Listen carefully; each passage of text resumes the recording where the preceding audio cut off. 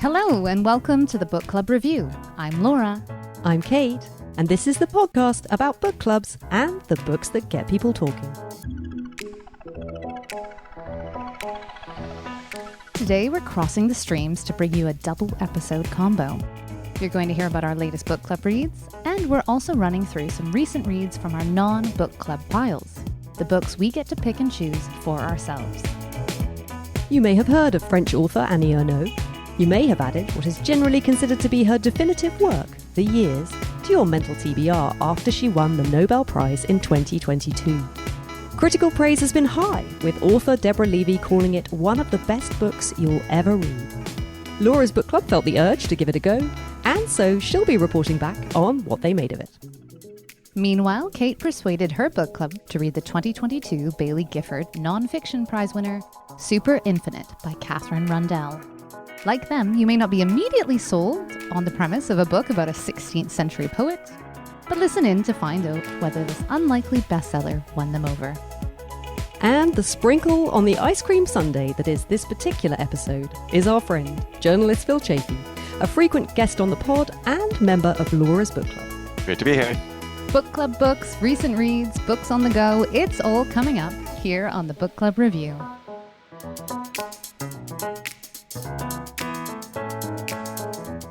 Hi Laura, hi Phil. This is old times, old friends. I feel like we don't get together as often as we used to, which is a great shame, but it's all the more exciting to catch up with you now. Yeah, here on Zoom. For new listeners, I'm over in Vancouver, Kate's in London, and Phil is in New York City.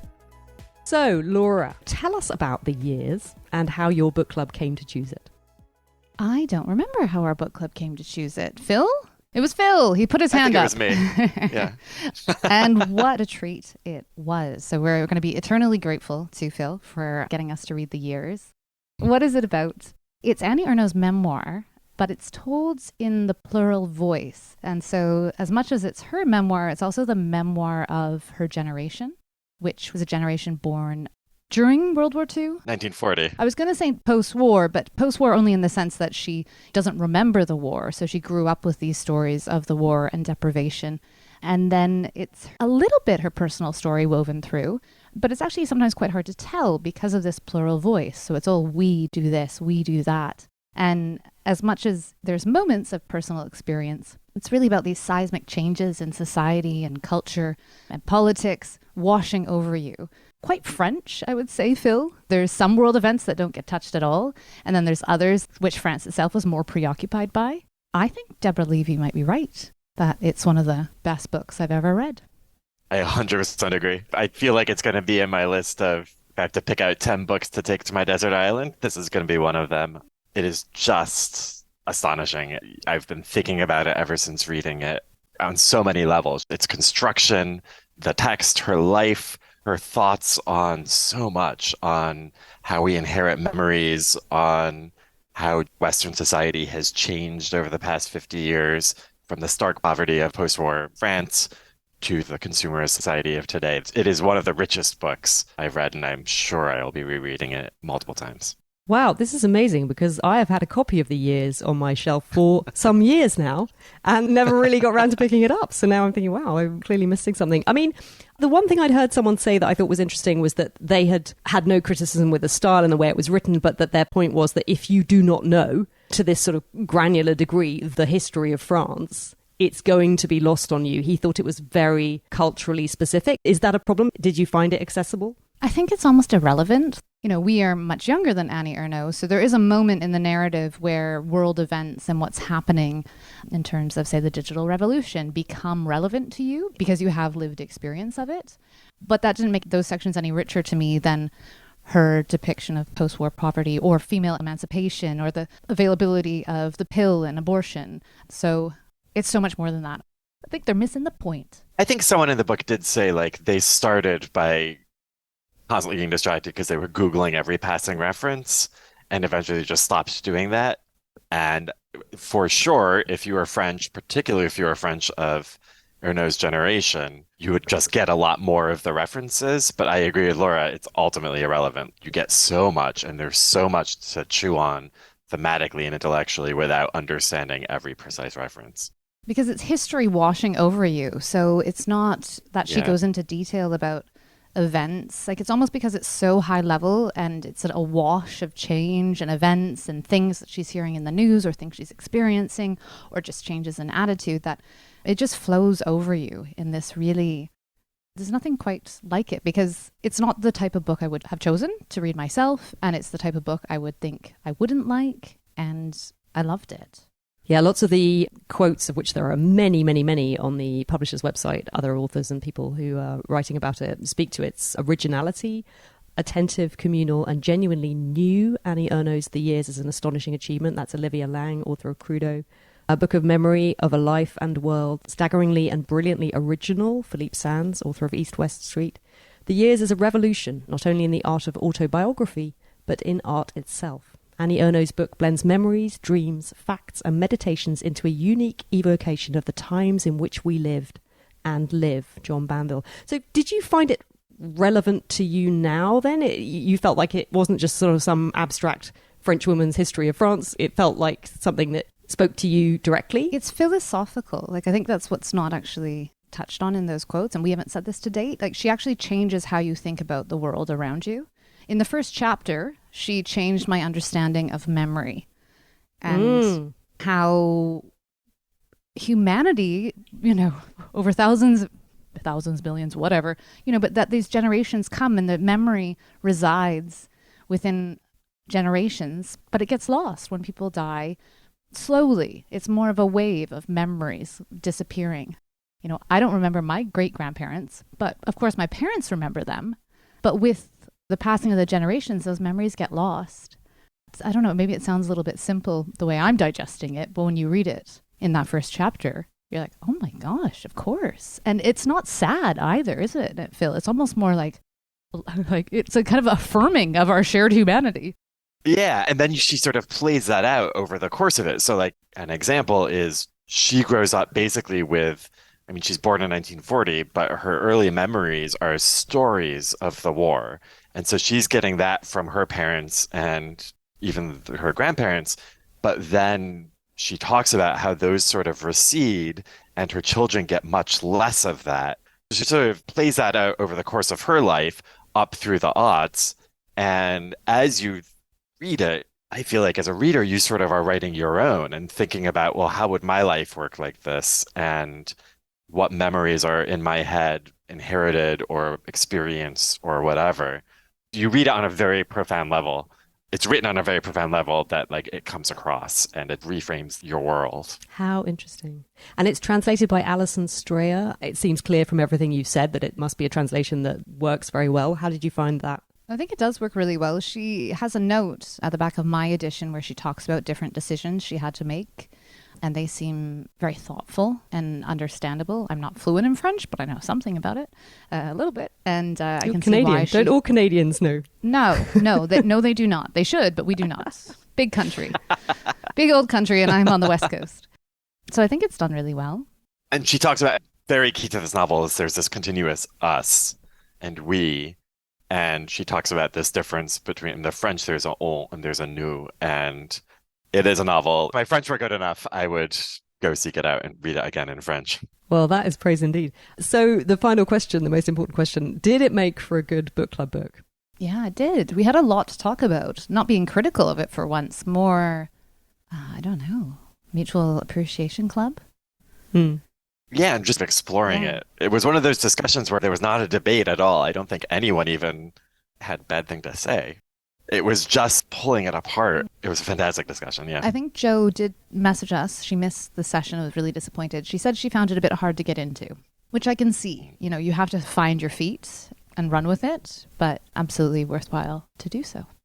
Yes, I think that's probably fair, because it's not like I've never looked at Annie Ernaux's The Years. I'm pretty sure I have picked it up and dipped into it a little bit, and then I seem to have ended up putting it back on the shelf. So whatever it is about it, it certainly didn't immediately grab me, but I am absolutely going to go back to it now. It seems like it will be well worth my time.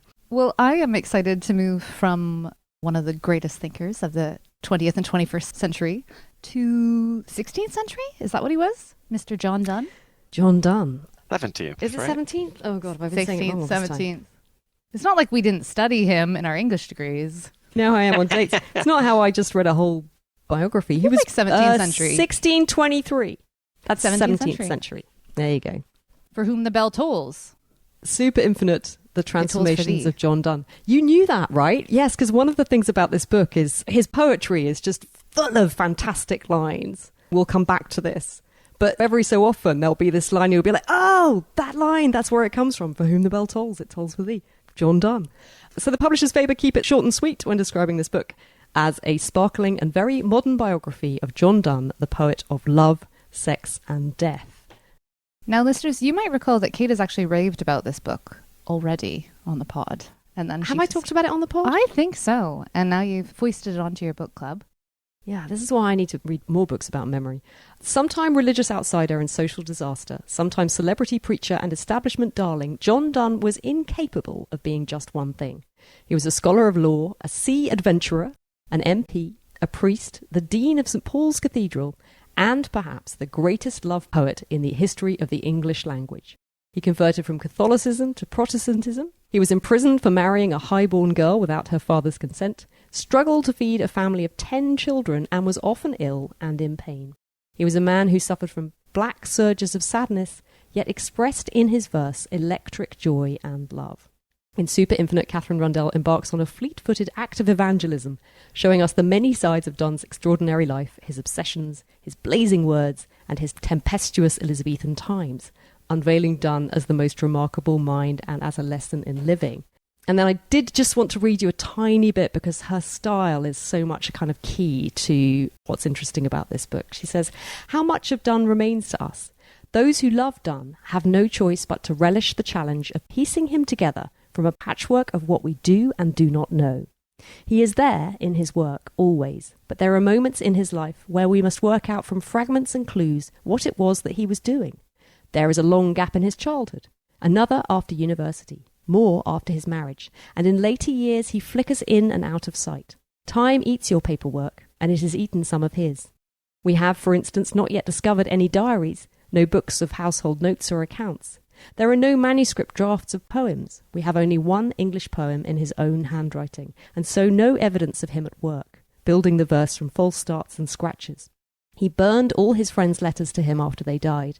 A letter was, for him, akin to an extension of the living person, and should not exist without its parent. So we have no gossipy to and fro's in the letter archive."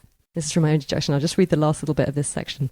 "This body of surviving work is enough, taken together, to make the case that Donne was one of the finest writers in English, that he belongs up alongside Shakespeare, and that to let him slowly fall out of the common consciousness would be as foolish as discarding a kidney or a lung. The work cuts through time to us, but his life also cannot be ignored, because the imagination that burns through his poetry was the same which attempted to manoeuvre through the snake pit of the Renaissance court. This book, then, hopes to do both, to tell the story of his life and to point to the places in his work where his words are at their most singular, where his words can be, for a modern reader, galvanic. His work still has the power to be transformative. This is both a biography of Donne and an act of evangelism." So Katherine Rundell is pretty keen on John Donne and the poetry of John Donne, and sets out in this book to convince us to feel the same. And I have to say, and I think my book club would wholeheartedly agree, that by and large she does. What is absolutely brilliant about this book is this wonderful passion and very, perhaps a bit like you were saying about Annie Ernaux, there's a very particular quality to her writing and the way that she expresses herself that is an absolute joy to read and feels so fresh and original and not like anything else you've ever read. And so the pleasure, she's trying to convince you that the pleasure is all in the poetry of John Donne, but really we kind of felt that the pleasure was all in reading Katherine Rundell's interpretation of the poetry of John Donne. And you can actually kind of prove this at a couple of points as well. There's one point where she quotes, every so often, obviously, she's quoting the poetry, sometimes at length. And there's a poem by him that begins, "I scarce believe my love to be so pure as I had thought it was, because it doth endure vicissitude and season as the grass. Methinks I lied all winter when I swore my love was infinite, if spring maked more, And then it goes on and she quotes the rest of the poem. And then she says, read the opening stanza and all the oxygen in a 5-mile radius rushes to greet you. And at that point, I thought, no. I was going to say, does it though? I'm not feeling that. So there is this disconnect between your own experience of the poetry, which I have to say generally is actually, I'm really sorry, Katherine Rundell, but it's still pretty dry. But what is absolutely fantastic is the life that she brings to it and her exploration of it. And it's true that there are, what we were saying is, that thing about being all killer, no filler. There was quite a bit of filler, and then every so often there would just be the killer line, and that was the thing. I was going to say, is he No Man is an Island? I think he's No Man is an Island. Yeah, I can't remember. It's a little... Death Be Not Proud. There's a bunch. It's a little while since we read it and discussed it, so it's all faded from my hopeless memory. But yeah, definitely. Every so often 20 years, right? Like this is like English lit degree, 20 years old. I'm like, John Donne, No Man is an Island. Yeah, so this is the other really interesting thing, is that I think most people, perhaps of my generation, and a bit older and a bit younger, probably encountered the poetry of John Donne when they were at school, and they were probably studying it, and they were probably expected to be examined on it. And, these are not ideal conditions. And also, to encounter his work at that age, it's like, what are you bringing to it at that point in your life? Not very much. You know what it's like to exist and be human, but you haven't really been through life's sort of vicissitudes, to use that helpful word that she provided, which really helps you understand and connect. And, his life as well was so fascinating and multifaceted. And from the things that we know about him, she really effectively and brilliantly charts his life's course, and really, to quite an impressive degree, manages to bring to life what she thinks may have been going on with him internally, like, his growth spiritually, intellectually, the things that made him him. She's sort of bringing to life, and very convincingly. And it's got that wonderful, if anyone enjoyed the Hilary Mantel books, the Cromwell series, and how wonderfully that brought to life that period, and how you felt like you were there. It felt like you could touch things and taste things, and this world really existed. She does the same trick really brilliantly. So, you're there in the Elizabethan court with all its dangers, and, life is difficult and uncertain. People dropped dead of the plague. His marriage, his children, many of them died. And it's this thing of, it's not that people didn't care or love their children or weren't sad when they died. They were devastated, and you get some of that. So, yeah, it was a great read. It's also written in quite short chapters, which when I read it, I both appreciated and also felt slightly, not manipulated, that's not right, but I feel like she's writing for a readership of shrinking attention spans.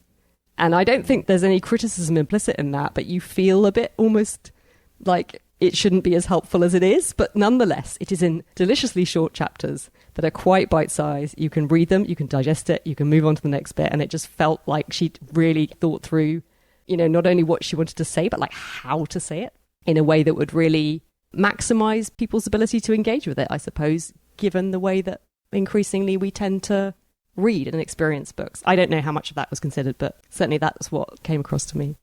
This book has Phil written all over it. And indeed, Phil, you have read it, right? I did read it. I read it like 6 months ago. I think I agree with a lot of Kate's diagnosis. The more I try to jog my memory about it, I remember being a bit frustrated at times by her it felt like a constant sales job. Here's how great he is. And the enthusiasm is partially what makes it so good, but it could have been dialed back a bit just to feel like, okay, we get the point. You love this guy. I more recently read, and it made me think of this biography by Ha Jin of the Tang Dynasty poet Li Bai called The Banished Immortal, which was similar, and I probably enjoy Li Bai's poetry more than Donne, but it was so dry, and he was so cowed by the awesomeness of the subject matter that it was evocative, but it just didn't really land. And while I was reading it, I kept on thinking, he's falling down. And Ha Jin is a major Chinese-American author, but he's falling down where Katherine Rundell was just completely uncowed and swings for it. And that's what makes the John Donne one such a cracking read. That's such a good way to describe it. It is a cracking read. It's such a great discussion book as well. There's just so much to talk about. We had a lot of fun. Again, it was one of those ones where I think nearly everyone loved it, but, it wasn't just about it's so great, it's so great. There was just so much to talk about because it's so rich. It was only when I met book clubber Andy, who had not been at the book club where we discussed this, I met him at the book quiz the other night, and he leaned over the table and said to me, yeah, I was interested that you all like the John Donne so much. He said, I read it and I really felt like at the end I didn't know that much more about John Donne than when I started. And I said, yes, but Andy, it's true. It's all about the unknowability of John Donne. I mean, so much is lost to us in the past. And one of the things I really liked was her constant acknowledgement of that fact, that we can't know everything, but here's what might be true, and this is why I think it, kind of thing. It was that, and I loved the way she did that. I thought she did it absolutely beautifully. But I think he did find it slightly more frustrating. He didn't think it was bad. He would have given it, out of our 5-star rating, he said he would have given it a solid 3. But yeah, it was quite funny. He felt, I think, a bit shortchanged, did Andy. But other than that, I cannot recommend it highly enough as a read, as a book club book. It was fantastic and really just unexpected. You would not think that you would be that interested in John Donne. But you have to read it and find out. All right, guys. What have we been reading when we haven't been reading about John Donne? Yes, now we've got our homework out the way. Let's talk about our own choice reading. Who wants to start? Laura, do you want to go first? I don't know. My reading's been a little bit scrappy, as in I've started a lot of books and haven't totally finished them. Why don't I start with this book here, Grey Bees by Andrei Kurkov. Andrei Kurkov is one of the Ukraine's best-selling and most beloved living authors. And he, since the war, has really been primarily outside of the country talking about his books, talking about the war in Ukraine, and being a voice for his country.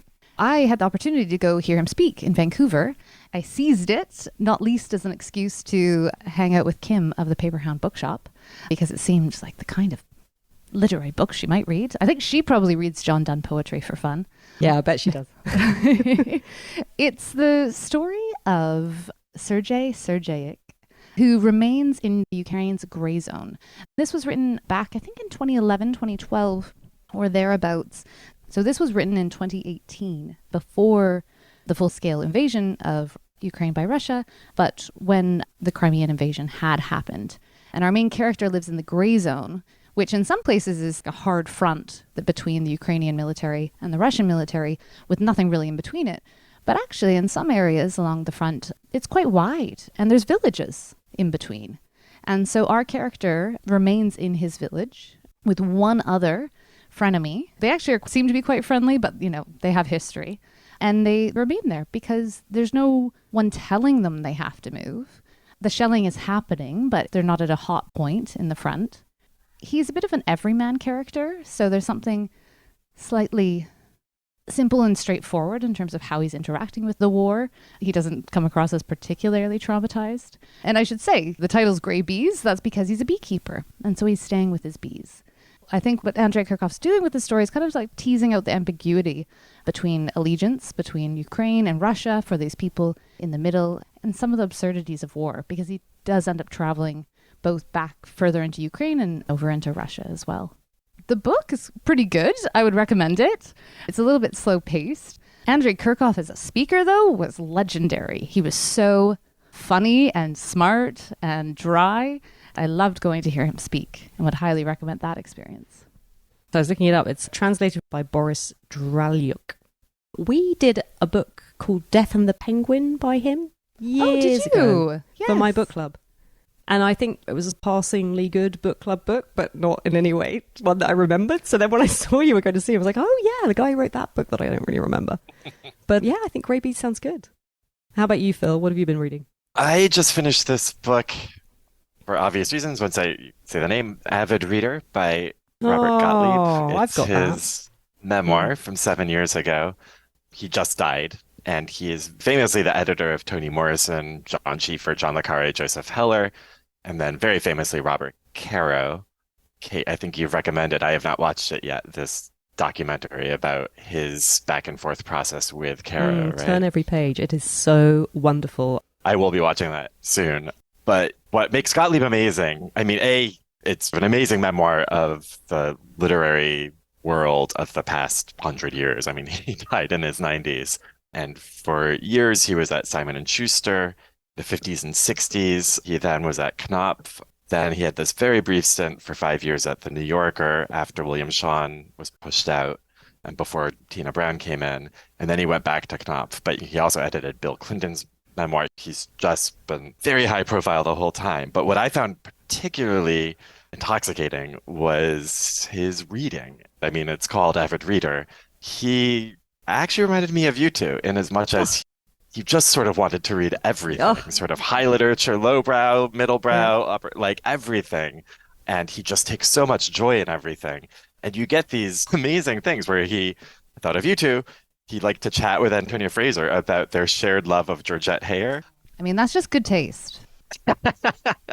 But he also like was a huge Dorothy Dunnett fan, who's my pet favorite. And he actually even helped revive her name in the US when I guess he was over in the UK and saw her books on some respected editor's wall and then realized he needed to grab her over to the US where she had been published before, but sort of as bodice rippers, which she is not. No. Anyway, and then he worked with her through her second big series.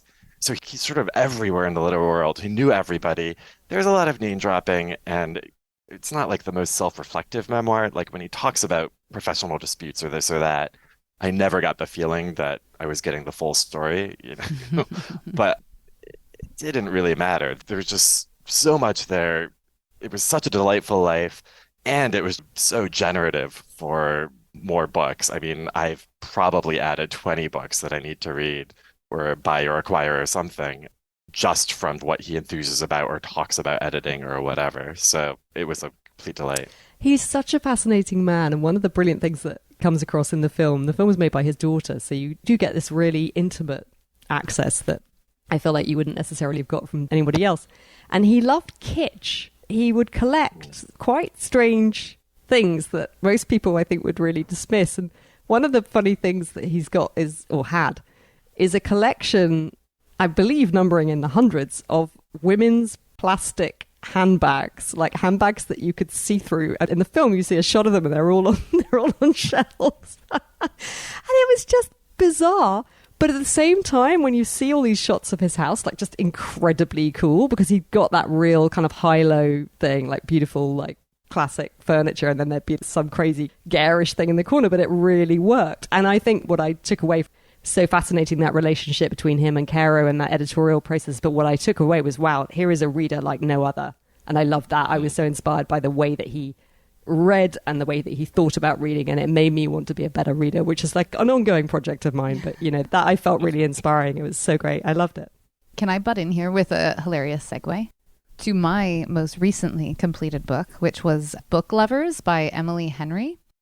Oh yeah, how's that? Which is, I've never read any Emily Henry. I had never read any Emily Henry either. Phil, is she on your radar? Because her books are everywhere. I think she's got one out right now called Happy Place. Yeah. And so they are like the beach read book. They always have similar covers. And I think I dabbled with Happy Place on my Kindle. I was like, meh.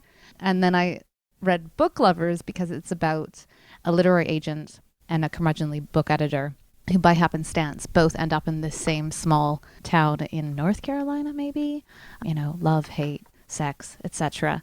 And I unreservedly had a great time reading it. I think because there was enough insights into the literary worlds, and they're passionate about New York. They're both really miserable that they're in this small town, and they talk a lot about city life in a way that resonated with me. But I recommended it to my mom, who's recovering from a surgery. And so I was like, oh, this is really a light read. You should give it a try. And she was like, seriously, Laura? Like, really? She's like, are you sure you liked this book? And I was like, well, you know, I didn't really think about it too much. She's like, the prose. And I was like, well, yeah. Well, I'm like, admittedly, I actually skipped over the sex scenes. I was like, not really interested. But here's a quote. I don't feel like Nadine Winters when he's this close. I feel like I'm sugar under a blowtorch, like he's caramelizing my blood. And my mom actually sent me a screenshot of that. And I was like, okay, well, yeah, I see what you're saying. I think it was just right time. Right moment, right mood. So anyway, I can't really recommend it, but at the same time, I sort of like loved reading it, and it hit the spot for me. Yeah, that sounds like a recommendation to me. All right, let me tell you about Watch Us Dance by Leila Slimani, which I will send to you, Laura. Faber very kindly ages ago sent me a proof, but now it's come out. It's out in hardback. And I finally got around to picking it up, and then had that classic moment the second I started reading it, which is, why did I wait so long to read this? This is so good. Leila Slimani, I think most people may be aware of her book Lullaby, which was a short, devastating novel about a nanny who ends up murdering the 2 young children that she is looking after. Also titled in some markets, The Perfect Nanny. That's right. Was it in the US it was called that? And in the UK it was called Lullaby. Such an interesting writer. Like, that's a pretty difficult premise to pull off, I think. I wouldn't have expected to have been reading a book with that subject, particularly as a mother of small children. And I certainly wouldn't have expected to have enjoyed a book like that. And I absolutely loved it. I thought it was incredible. I thought it was such an interesting read and really just an idea that was absolutely beautifully and thoughtfully executed. So very keen to read more of her. And then we did her novel, The Country of Others, which was the first in this trilogy that this is now book 2 for book club, for the pod. So we have an episode on that. And that was a very interesting discussion, wasn't it, Laura? Because you and I had reacted to it, the language and the way it's written and the story and the immediacy with which she brings her characters to life. And we loved all that. And then we had a very interesting conversation with a listener, Yusra, who joined us, who is Moroccan, who was able to offer us a different perspective on it that was really interesting, which was about the way that Slimani's work is viewed in Morocco. She is a French-Moroccan writer. She lives in France, but she grew up in Morocco and obviously has very, very strong ties and roots in both countries. But yeah, it was just very interesting, a different take that Laura and I wouldn't have been aware of otherwise. So that felt like a really valuable conversation to have had. So then it was interesting coming to watch us dance. And initially I was a little bit disappointed because the main character in The Country of Others is Mathilde, who is a French woman who marries a Moroccan man. It's the late 1930s and he is a farmer. He's inherited some land and you follow their story as they try to make something of this farm and build a life for themselves. And there are a lot of big obstacles in their way, one of which is the way that Moroccan people are basically second-class citizens under the French colonial system that was in place at the time. And they have children and gradually you follow their story throughout that book and then it leaves you at a point, and I was sort of expecting that this would pick up back with Mathilde, where I left off, and it does start with Mathilde, but then it moves off. It's actually about the next generation. It's about Mathilde's children, Aisha and Celine, and it starts to become much more their story. And while on one level I was like, oh, great, okay, I see what we're doing now. It's the story through the generations, okay, and it's the portrait of Morocco as Morocco changes. I was at the same time a bit like, I just wanted to know more about Mathilde.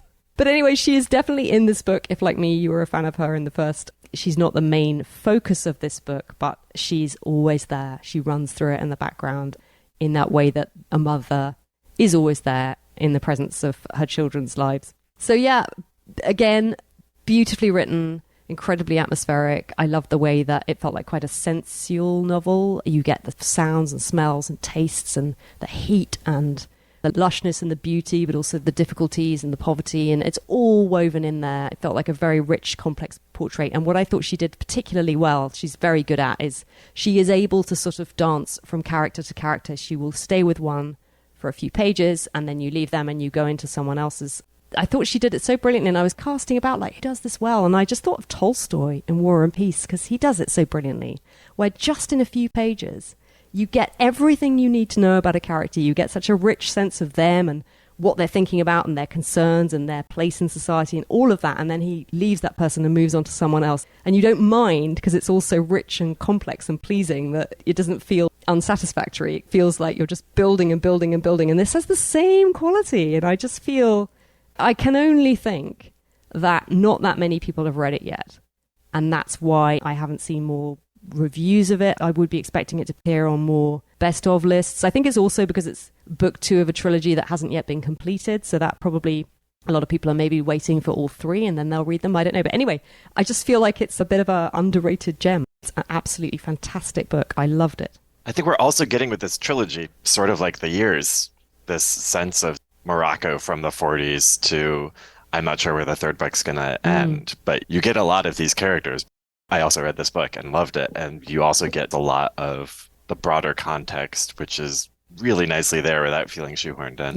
Yeah, absolutely. And it's like, you don't need to know a lot about Moroccan history to appreciate it. And I'm sure regular listeners will know that the difference in the knowledge of Moroccan history at base level between me and Phil is probably quite significant.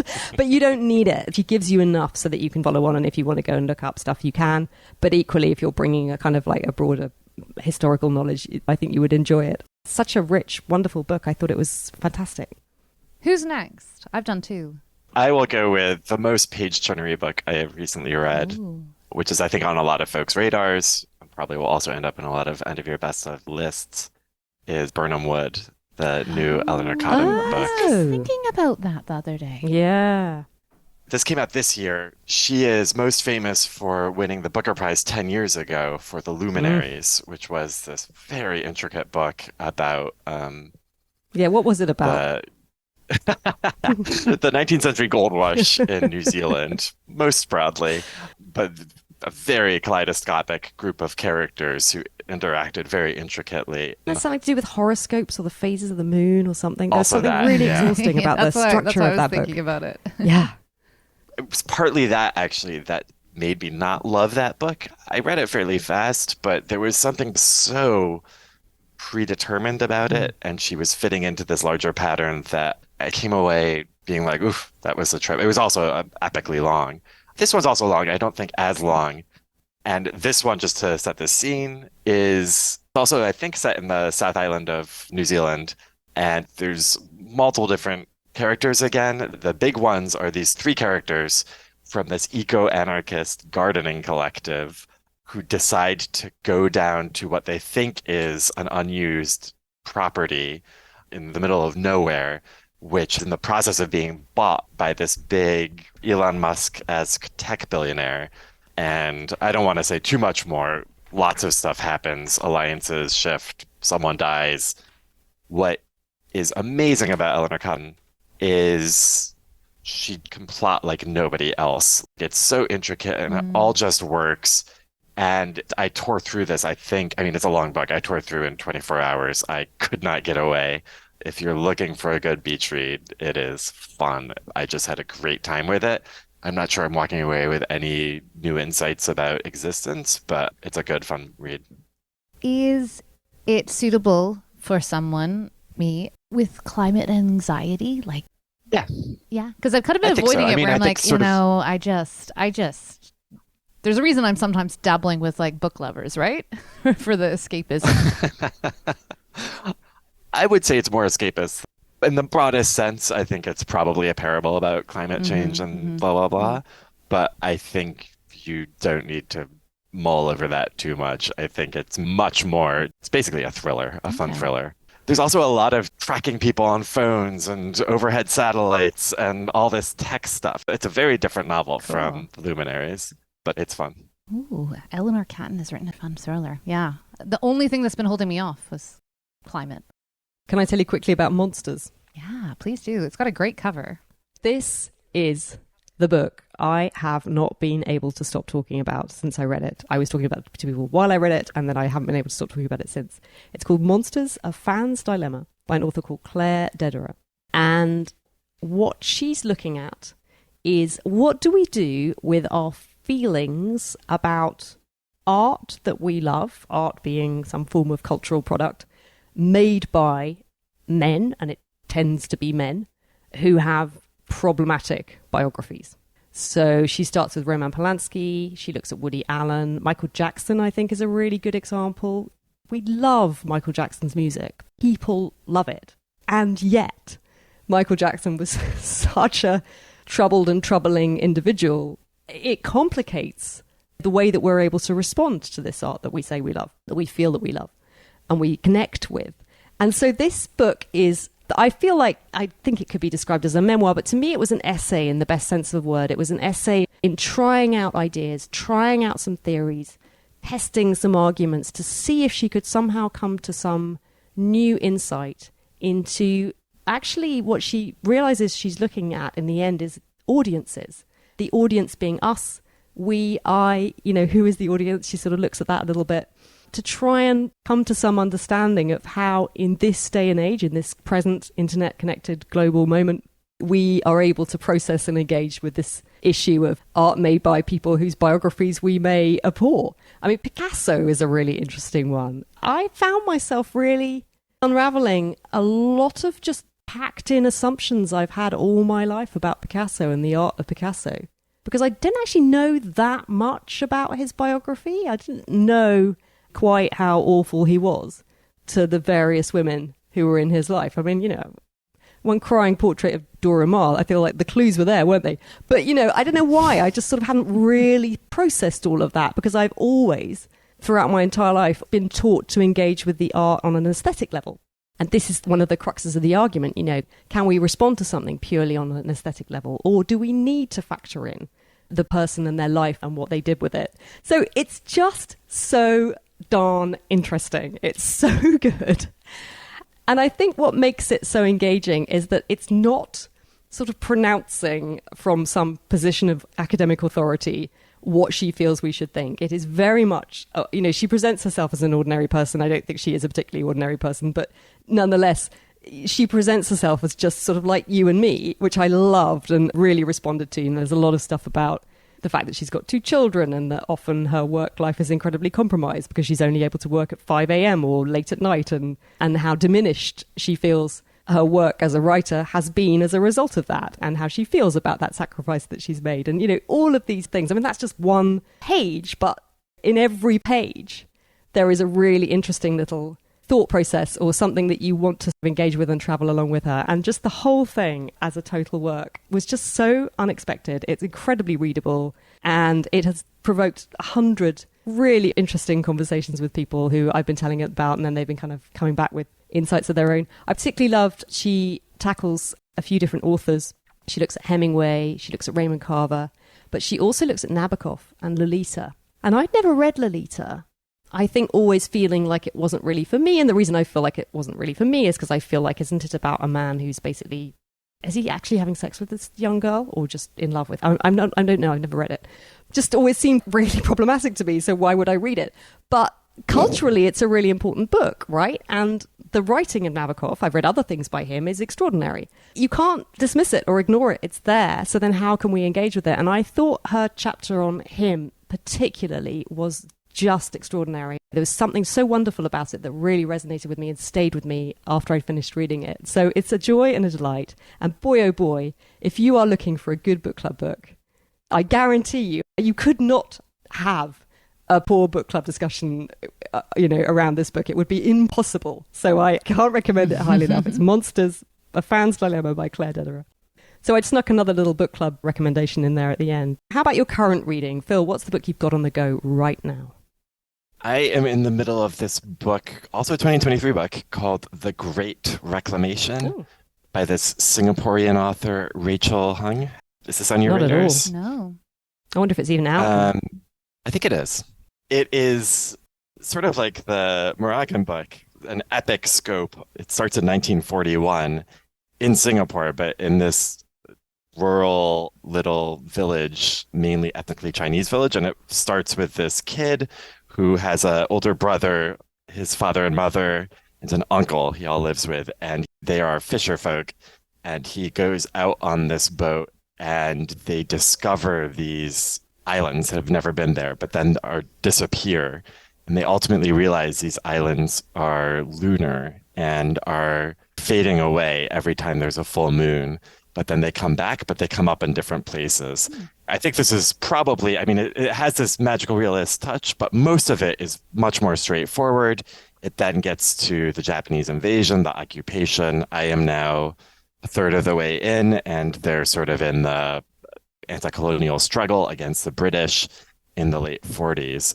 I think kid has a friend, this girl, and they grow up, and I think there's going to be lots of love, drama stuff. Love drama this is stuff? a second novel.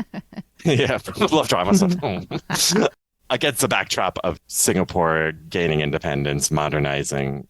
I'm very much enjoying it. It's occasionally clunky. It doesn't have that sort of grace of getting in this broader context without feeling like little information dumps.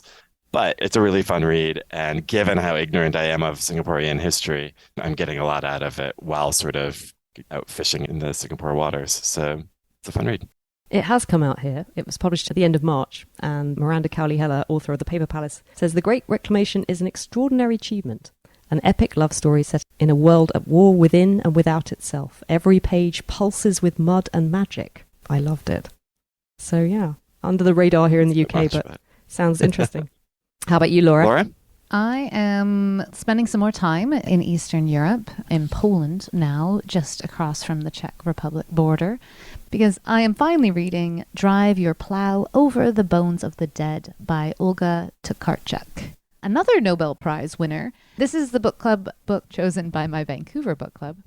I'm enjoying it. It actually does have some similarities with Grey Bees in terms of tone and content and a study of rural life in Eastern Europe. I don't love it yet. I am waiting for a moment where I'll be like, oh, well, yeah, this is why she won the Nobel Prize. Annie Ernaux, the first chapter, I was like, yes. Olga Tokarczuk, I'm like, well, maybe this isn't her best book. Maybe it's the most accessible one. Maybe I should try Flights. But I'm about to go on holiday. So even just now, Phil, you mentioning Dorothy Dunnett, I was like, ooh, maybe that's what I take on holiday. However, I convinced the book club that Phil and I are in to at least try Lonesome Dove as our next read this July. There is no try. There is only no do. try. So that's what I'm planning on reading next. Oh, I'm so happy that you're going to read that one. Great. Now, any regular listeners will know last summer I went deep, deep, deep into a Lonesome Dove obsession. One of the best books ever, I think. And I know I'm not alone, so I say that without fear of being challenged. And all I'd say is, and I think we've been down this road before, your book club and I, that they have to stick with it. There's no point anyone complaining before you get to about page 300 that they don't see what all the fuss is about. You've got to give it time. But then when it kicks in, boy, oh boy, you don't want to read anything else. Ah, so great. I'm very much looking forward then to you reporting back. What about you, Kate? I got sidetracked without meaning to. I was merrily doing my little first chapters thing that I do for the newsletter and reading the first chapter of something and just going to report back and say what I thought of it and whether I want to carry on reading. The one I thought I'd try dipping into is The Late Americans by Brandon Taylor, which is his latest. We talked about his book Real Life, which was shortlisted for the Booker 3 years ago, was it? Yeah. And I wasn't such a fan of that book. I remember reading, I think, that it was written in a very short period of time, and I remember feeling at the time like it sort of felt like it. I think that was my problem with it. I can't really remember. But what I did remember was, it wasn't that I didn't think the writing was good. I did think the writing was very good.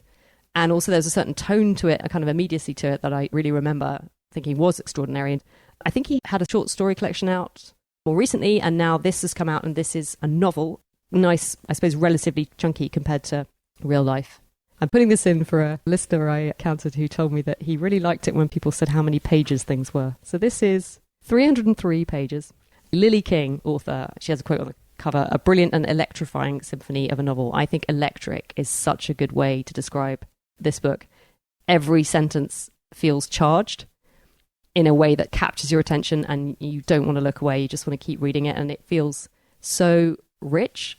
You start off and you're in a college town in Iowa and you're in a writer's workshop poetry seminar, and that immediately feels very clever and interesting and funny, and all the multi-layers of what's going on in that room and the cultural context and the layers of class and privilege and all of that he's immediately and incisively unpicking. But also there are some characters and you're getting to know them, and there's a sense of each one is going to take you through this story. I wouldn't say there's all that much to it in terms of plot. It feels very much like it's a novel of relationships, but I'm really enjoying it. And I just have this sense, this writer, it just feels like he's someone who really sees something in the world and is able to convey it and capture it in a way that few others can or do. And I'm really appreciating that. So I did not mean to be reading this book. I've got other books that I'm supposed to be reading. And yet I find myself on page 153 and eagerly anticipating every time I get to read a bit more of it. It's so good. I have vivid memories of listening to Brandon Taylor's first book, Real Life, the first summer of COVID. So I think it was 2020. Yeah, as I kind of puttered about the house cleaning up after my daughter. I remember we were somewhat critical of that book, but at the same time, I sort of loved it. And I think it was his writing and his point of view and his characterization. So I am so happy to know he's got a new book out. I've enjoyed this book club bookshelf mashup. Maybe we should do some more of it. I hope you have too, listeners. It's like you get the best of both worlds. Yeah, absolutely. That's nearly it for this episode. Books mentioned were The Years by Annie Ernaux, Super Infinite by Katherine Rundell, The Banished Immortal by Ha Jin, Grey Bees by Andrei Kurkov, Avid Reader by Robert Gottlieb, and we also mentioned the film Turn Every Page Book Lovers by Emily Henry, Watch Us Dance by Layla Slimani, and we also mentioned her other books Lullaby or The Perfect Nanny and The Country of Others. Burnham Wood by Eleanor Catton, and we also mentioned her previous book The Luminaries. Monsters by Claire Dederer, The Great Reclamation by Rachel Heng, Drive Your Plough Over the Bones of the Dead by Olga Tokarczuk, Lonesome Dove by Larry McMurtry, and The Late Americans by Brandon Taylor. Next up, have you got your summer reading sorted out? Just in case not, we've got expert tips from Book Bar's Chrissy and Lucy, who joined me to talk summer favourites, old and new. And as I'm heading off to not-so-sunny Scotland next week, I'll definitely be in need of some good reads. This episode of the Book Club Review was edited and produced by me, Kate Slotover, here in London, and featured Laura Potter in Vancouver and Phil Chafee in New York. Whenever you listen to this episode, if you have thoughts on it, we'd love to hear them. Comment anytime on the episode page on our website, thebookclubreview.co.uk, where you'll also find full show notes, book recommendations, and a transcript. You can also sign up for our bi-weekly-ish newsletter for extra reviews and recommendations, and find out about our Patreon stream and how you can support us there, with news of our Patreon book club coming soon. If you'd like to see what we're up to between episodes, follow us on Instagram or Facebook at Book Club Review Podcast, on the platform formerly known as Twitter at Book Club RVW Pod, and you'll find my reading log over on Threads at Book Club Review Podcast. And if you enjoy our shows, one other way to support us, as ever, is to tell your bookish friends and help us find new listeners. But for now, thanks for listening and happy book clubbing.